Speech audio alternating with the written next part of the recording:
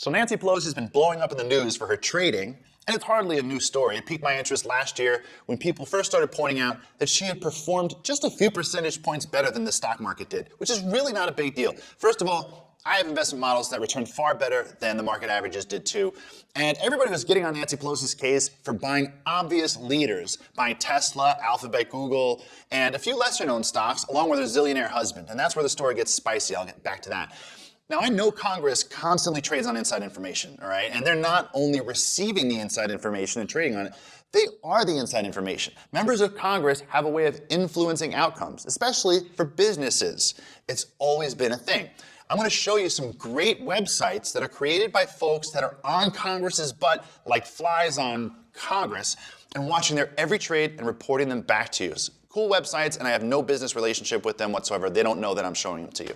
I'm going to tell you what some of these good folks in Washington are buying right now, but most importantly, I'm going to tell you what mistake that I think Nancy Pelosi might be making with her options trades and how you can avoid getting robbed like I think she is right now.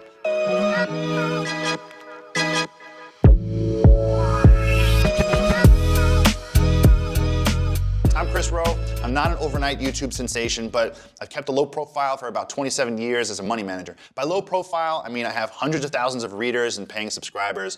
I've taught thousands of professional traders, money managers, hedge fund managers, and friends of mine how to do cool things with their money. And now I'm trying to build a YouTube channel, so do me a favor, if you like what I see, or if you like what I say and what you see, or if you just want to be cool and help me with the algorithms, hit that like button, comment, share this, but most importantly, press the red subscribe button if you like what I have, and you'll see more of this kind of content in the future from me, Chris Rowe, True Market Insiders.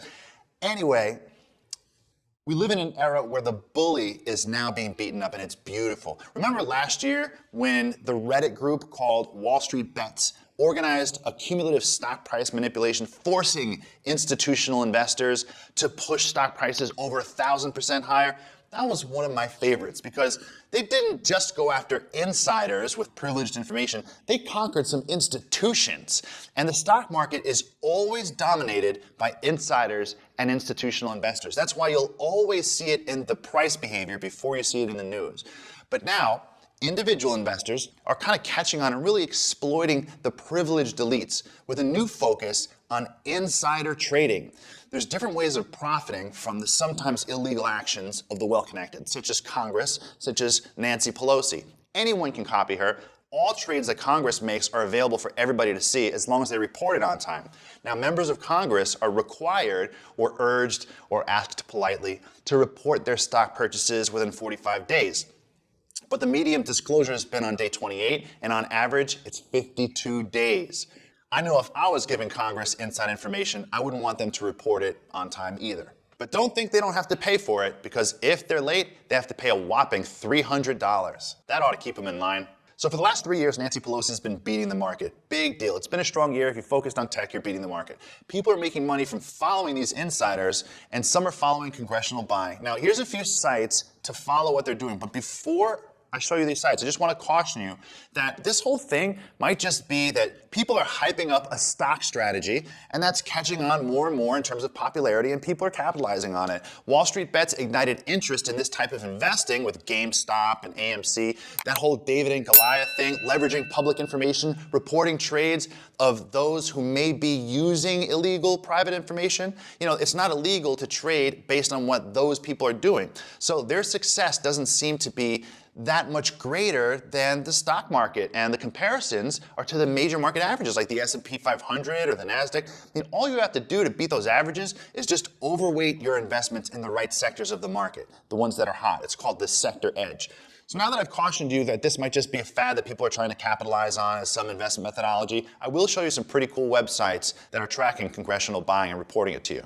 So a couple of cool websites that track congressional buying are unusualwhales.com.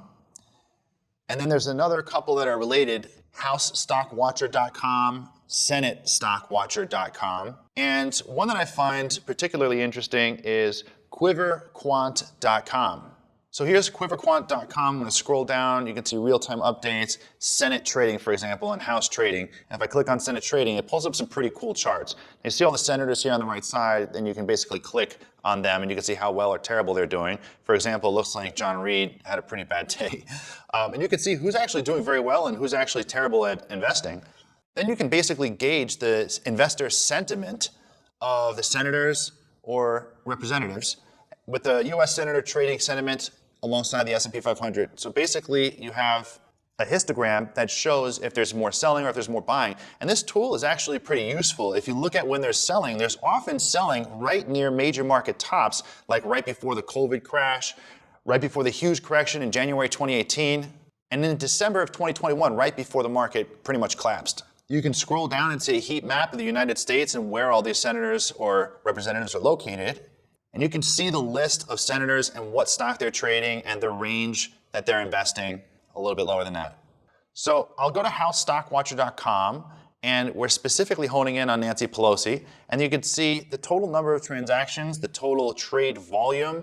You can see the type of trade, 47 buys and 16 sells. And you can actually see which sectors she traded most in, which has clearly been technology, which explains how she beat the market. It's really not rocket science. And you can see how much activity she had per quarter and the top 10 traded ticker by volume. So Nancy Pelosi's Stock Watcher, found on housestockwatcher.com, breaks down her entire portfolio. Is it hype or is it a tradable strategy?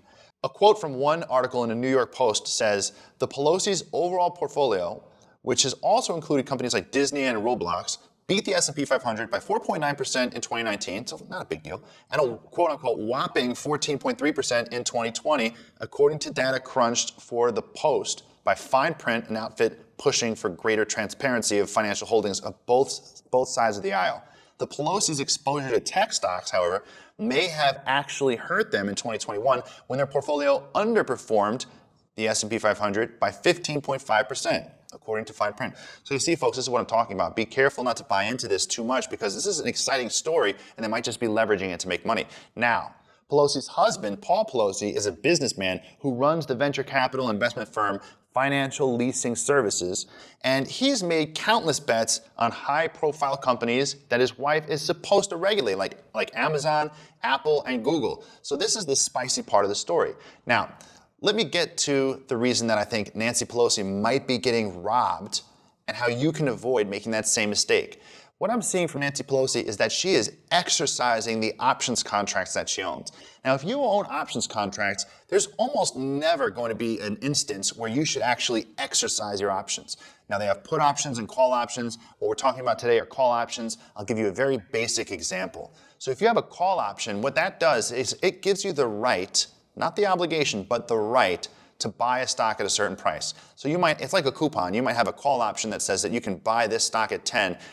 It doesn't really matter where the stock is trading at the time. Let's say it's trading at $14. You might have an options contract that gives you the right to buy the stock at 10. Now let's just say the stock goes up to, let's just say $20. Now that options contract might be trading at $10.50. You could just sell it for $10.50. There's no reason to actually exercise it. And if you do exercise it, think about this. The stock's at 20. You can exercise the option to buy the stock at 10. So if the stock's at 20 and you can buy it at 10, what good does that do you? It gets you 10 points. You can buy it at 10 and sell it at 20 simultaneously. You walk away with 10 points. But you can instead just sell out of your options contract at $10.50. You're walking away with more money. And you can make that a small mistake or you can make that a huge mistake. So if you could have sold your options contract for $6 and you instead exercise it and walk away with $5, then that's a 20% mistake that you just made. So make sure you don't make that mistake. I see that she's exercising her options near the last day before expiration. That's another mistake. You don't have to hold your option all the way up till expiration day. In fact, the last few months is when the time decay effect, which I'm not going to teach you here, but basically the value of the option erodes at an accelerating pace in the last 2 or 3 months. So usually if you have an options contract that expires in 6 months or 9 months, that's great. When you're in the last 3 months or the last 90 days, you generally want to get out of that option contract and roll it over into another option contract. It could be on the same exact stock. You still have bullish exposure. You don't want to make that mistake of riding it out in the worst time for options, which is the last 2 or 3 months. There's really no need to do that. So just roll out to a later option so you have lots of time left on it, because you don't want that time decay to accelerate on you. Okay, so there's that. And there's don't exercise your option, just sell out of it. If she's making both of those mistakes, you don't have to follow her on that part of it. And maybe you'll beat the market by 25%. All right, that's it for me. This is Chris Rowe. And you can always follow me on any of the social media platforms at Chris Rowe Trader. Subscribe to my YouTube channel if you like this and you want to see more. If you like it and that's it, just like it and share it, do whatever you want to, but comment on it. I don't know, I kind of went on a rant right there. If you like what you see here, hit that subscribe button, subscribe for more. And if you like it, just click like, share it, leave a comment, leave a question, and I'll try to answer it. Tell me what I could do better, or tell me what you liked about this one. Chris Rowe, True Market Insiders, and I'll see you on the next one.